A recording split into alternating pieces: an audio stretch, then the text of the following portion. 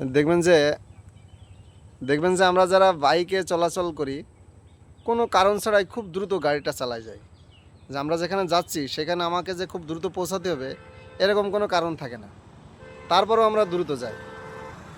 দেখা গেলো যে আমাদের এই দ্রুত চলাচলের কারণে একটা অ্যাক্সিডেন্ট ঘটে যায়, যার খেসারত কিন্তু আমাদেরই দিতে হয়। দেখেন গাড়ি লোক কত দ্রুত যাচ্ছে, জানি না কেন যে তারা এত দ্রুত যাচ্ছে। তাদের আসলে যাওয়ার প্রয়োজন আছে কিনা তাও জানি না। অনেকের হয়তো প্রয়োজন থাকতে পারে, আবার কেউ কেউ আছে অযথা গাড়িটা দ্রুত চালায়। এই দ্রুত গাড়ি চালানোর কারণেই কিন্তু আমাদের রাস্তায় এত অ্যাক্সিডেন্ট হয়। তাই আমরা যখন গাড়ি রাস্তায় চালাতে আসবো তখনই মানে রাস্তার যে ট্রাফিক আইনগুলো আছে সে আইনগুলো মেনে আমরা গাড়ি চালাবো। তাহলে আমাদের অনেক সময় অ্যাক্সিডেন্ট থেকে নিজেদেরকে রক্ষা করতে পারবো এবং সাথে সাথে অন্যরাও অ্যাক্সিডেন্টের থেকে অবশ্যই রক্ষা পাবে।